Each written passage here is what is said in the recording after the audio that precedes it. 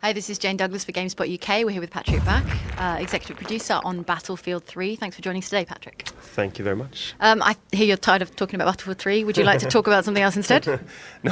No, I'm fine. I'm actually not tired about talking about Battlefield 3. I'm tired in general. Oh, okay, well, that's fine. Well, in that case, let me talk to you about Battlefield 3. So, yeah, people are pretty excited about that, and especially about Prone. Why is Prone such a big deal? I don't know. I think people got a bit upset when we removed it. Well, we didn't even remove it from the Bad Company series because it was never a part of the Bad Company series. And then people thought that maybe, we're evil and stupid. So now we're back to the core Battlefield series, and of course it's back in. Okay, all right, Prone aside, we'll take it back to basics. Pretty much, obviously, all our users are familiar with the game. For anyone who's managed to escape it so far, give us the setup real quick.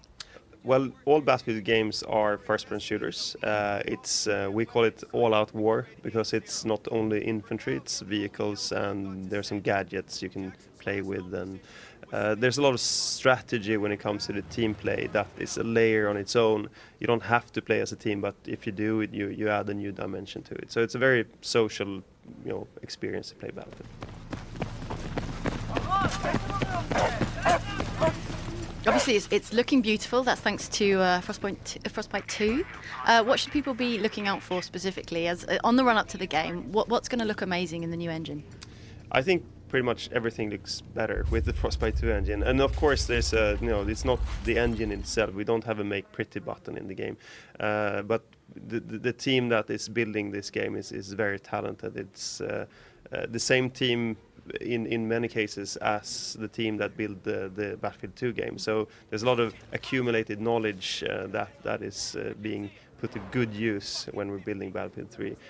I think looking at not only the lighting of the environments but also the animations of the characters and how real the people in the game. I would stop call them characters actually because they look like real people. Okay. In terms of the sound as well, I mean, Battlefield Bad Company 2 obviously was very well renowned for its sound. What are you doing that's special in Battlefield 3? Well, of course, we're like always, we're enhancing even the things that are already great, so sound is no exception there. In general, sound is very... It's very important that sound plays together with the rest of the game. So since we have this, very quite unique style and tone of the whole game, it feels quite authentic. The sound needs to follow. Bad Company 2 was a bit more tongue-in-cheek, happy bunch of guys doing crazy stuff. The sound fitted really well. Now we're going in a more authentic direction, and of course the sound then needs to be more authentic as well.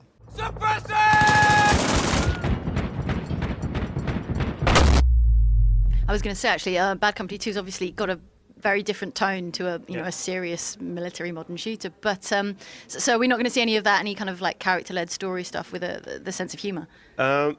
Characters, yes, but not that type of characters. It's not the same, tongue-in-cheek kind of humour. In general, it will be more, real and serious.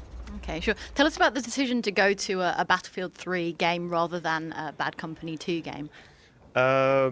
It's the game that everyone has been wanting to build and the game that everyone has been waiting to play. So it's a very natural move for us now. The reason why we couldn't do it earlier was actually because we didn't have the technology to build it. Because it's looking at the game that you've seen today, it's we couldn't have built that with any other technology than the Frostbite 2 engine. You've got the 64-person multiplayer on the PC and 24 on the consoles. It's quite hard to make a splash with first-person modern military shooters. What are you going to do that's different in multiplayer? I think Battlefield as a core mechanic is already very different from every other first-person shooter out there. Just the fact that we have the vehicle layer on top of the infantry layers is one thing. We have the huge open battles, big landscapes, jets, helicopters, tanks. No one else is really doing that. And then on top of that, we're doing the more narrow urban fights as well. Okay, and then back in single player, we've seen some really short campaigns for some first-person shooters of late. How do you feel about that? And I mean, perhaps you can't talk about length, but how do you feel about the length of the single player campaign in these kind of games? In general, I would pick a great short campaign rather than a good long campaign. I think people in general have a concept of more being better. I don't agree. I think better is better. So I'm not saying that we are aiming for a short campaign. We're not, because we want to give you value for money. But again, there's no point in creating a too long campaign if it's not great. Just one more question. Although we're obviously hugely excited for Battlefield 3, what happened to Mirror's Edge 2? I can't comment on that. Battlefield 3 will be out this fall for PC, PS3 and 360. That's lovely. Thanks very much, Patrick.